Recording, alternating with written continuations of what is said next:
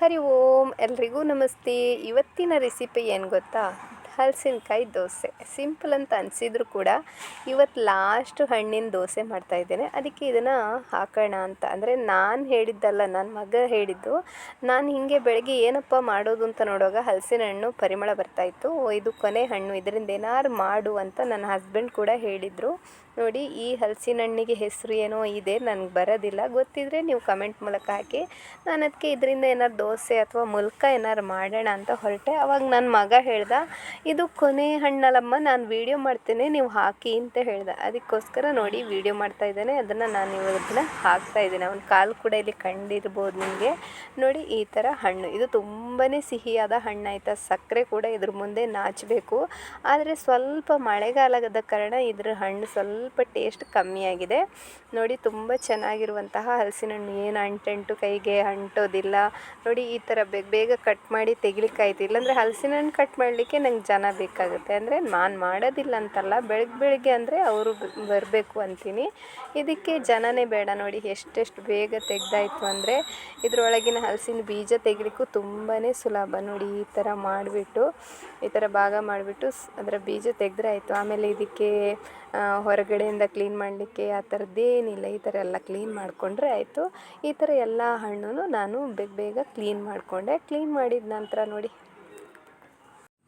ಎಲ್ಲ ಸೊಳೆಗಳನ್ನ ಮಿಕ್ಸಿ ಜಾರ್ಗೆ ಹಾಕ್ಕೊಂಡು ನೆನೆಸಿರುವಂತಹ ಅಕ್ಕಿನ ಚೆನ್ನಾಗಿ ತೊಳೆದ್ಬಿಟ್ಟು ಈ ಮಿಕ್ಸಿ ಜಾರ್ಗೆ ಹಾಕ್ಕೊಳ್ತಾ ಇದ್ದೇನೆ. ಆಮೇಲೆ ಸ್ವಲ್ಪ ಉಪ್ಪನ್ನ ಹಾಕ್ಕೊಂಡು ಇದನ್ನು ನುಣ್ಣಗೆ ರುಬ್ಕೊಳ್ತಾ ಇದ್ದೇನೆ. ನೋಡಿ, ಸ್ವಲ್ಪ ಕಡಿ ಇದ್ರೆ ಏನಾಗೋದಿಲ್ಲ. ನೋಡಿ, ಈ ಥರ. ಇದಕ್ಕೆ ನೀರೇನು ಹಾಕಿಲ್ಲ, ಬರೀ ಹಣ್ಣಿನಲ್ಲಿರುವಂತಹ ನೀರಲ್ಲೇ ಇದನ್ನ ರುಬ್ಕೊಂಡಿರುವಂಥದ್ದು. ನೋಡಿ, ಈ ಥರನೇ ಉಳಿದಂತಹ ಪುನಃ ನಾನು ಅದೇ ಹಣ್ಣನ್ನು ಹಾಕ್ಕೊಂಡು ಆನಂತರ ಪುನಃ ಉಳಿದಿರುವಂತಹ ಅಕ್ಕಿನ ಚೆನ್ನಾಗಿ ರುಬ್ಕೊಳ್ತಾ ಇದ್ದೇನೆ. ನೋಡಿ, ಇವಾಗೆಲ್ಲ ರುಬ್ಬಿ ರೆಡಿಯಾಗಿದೆ. ಈ ಹಿಟ್ಟು ರುಬ್ಕೊಳ್ಳುವಾಗಲೇ ಬೇಕಿದ್ದರೆ ಸ್ವಲ್ಪ ಬೆಲ್ಲ ಹಾಗೂ ಕರಿಮೆಣಸು ಅಂದರೆ ಪೆಪ್ಪರ್ನ ಕೂಡ ಹಾಕ್ಕೊಳ್ಬೋದು. ನೋಡಿ, ಇದನ್ನು ನಾನಿವಾಗ ದೋಸೆ ಏರಿತಾ ಇದ್ದೇನೆ.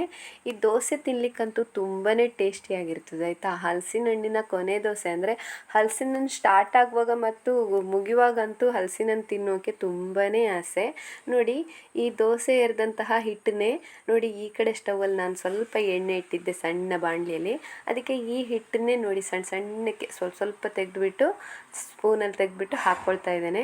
ನೋಡಿ, ಮುಳ್ಕ ಮಾಡ್ತಾ ಇದ್ದೇನೆ. ಒಂದೇ ಹಿಟ್ಟಿನಲ್ಲಿ 2 ರೆಸಿಪಿ, ಅದು ಬೇಗ ಆಗುವಂಥದ್ದು. ತುಂಬಾ ಟೇಸ್ಟಿಯಾಗಿ ಬಂದಿದೆ ಆಯಿತಾ. ಒಂದು ಸೈಡಲ್ಲಿ ದೋಸೆ ಬೇಯ್ತಾ ಇದೆ. ನೋಡಿ, ದೋಸೆನೂ ಬೆಂದಾಗಿದೆ. ನೋಡಿ, ಒಂದೇ ಹಿಟ್ಟಿನಿಂದ ದೋಸೆ ಹಾಗೂ ಒಂದು ಸೈಡಲ್ಲಿ ಸಣ್ಣ ಅಂದರೆ ಮುಳ್ಕ ಕಜ್ಜಾಯ ಅಂತ ಕೂಡ ಹೇಳ್ತಾರೆ ಇದನ್ನು. ನೋಡಿ, ಒಂದು ದೋಸೆ ತೋರಿಸ್ತೀನಿ. ಕೈಯಲ್ಲಿ ಈ ಥರ, ಅಂದರೆ ಮೊದಲಿನ ಕಾಲದಲ್ಲಿ ಈ ಥರ ಕೈಯಲ್ಲಿ ಉಜ್ಜಿಬಿಟ್ಟು ದೋಸೆ ಎರಿತಾ ಇದ್ರು. ತುಂಬ ಟೇಸ್ಟಿ ಆಗ್ತದೆ, ಯಾಕಂದರೆ ಇದು ತುಂಬಾ ತೆಳುವಾಗಿ ಬರುವಂಥ ದೋಸೆ. ನೋಡಿ, ದೋಸೆ ಹಾಗೂ ಈ ಕಜ್ಜಾಯ, ದೋಸೆ ಕಜ್ಜಾಯ ಕಾಂಬಿನೇಷನ್ ಅಂತೂ ತುಂಬಾ ಚೆನ್ನಾಗಿತ್ತು. ಇದು ಹಲಸಿನ ಹಣ್ಣಿನಲ್ಲೇ ಮಾಡ್ಕೋಬೇಕಾಗಿಲ್ಲ, ಬಾಳೆಹಣ್ಣು ಇದ್ದರೆ ಬಾಳೆಹಣ್ಣಿನ ಕೂಡ ಇದೇ ಥರ ಮಾಡ್ಕೋಬೋದು. ನೋಡಿದ್ರಲ್ಲ ಎಷ್ಟು ಬೇಗ ಈ ರೆಸಿಪಿ ಆಗಿದೆ ಅಂತೇಳಿ. ನೋಡಿ, ಈ ಕಡೆ ಕಜ್ಜಾಯನೂ, ಈ ಕಡೆ ದೋಸೆನೂ. ದೋಸೆ ಕಜ್ಜಾಯ ಇದನ್ನು ತಿನ್ನೋಕ್ಕೆ ಚಟ್ನಿ ಏನು ಬೇಕಾಗಿಲ್ಲ, ಯಾಕಂದರೆ ಸಿಹಿಯಾದಂತಹ ದೋಸೆ ಹಾಗೆ ಕ್ರಿಸ್ಪಿಯಾದಂತಹ ಕಜ್ಜಾಯ ಇದನ್ನು ತಿಂದುಬಿಟ್ರೆ ಸ್ವಲ್ಪ ತುಪ್ಪ ಹಾಕಿ ತಿಂದ್ರಂತೂ ತುಂಬಾ ಟೇಸ್ಟಿಯಾಗಿರ್ತದೆ. ಈ ರೆಸಿಪಿ ನಿಮಗೆಲ್ರಿಗೂ ಇಷ್ಟ ಆದರೆ ಪ್ಲೀಸ್ ಲೈಕ್ ಮಾಡಿ, ಶೇರ್ ಮಾಡಿ, ಕಮೆಂಟ್ ಮಾಡಿ. ರಾಮ್ ರಾಮ್.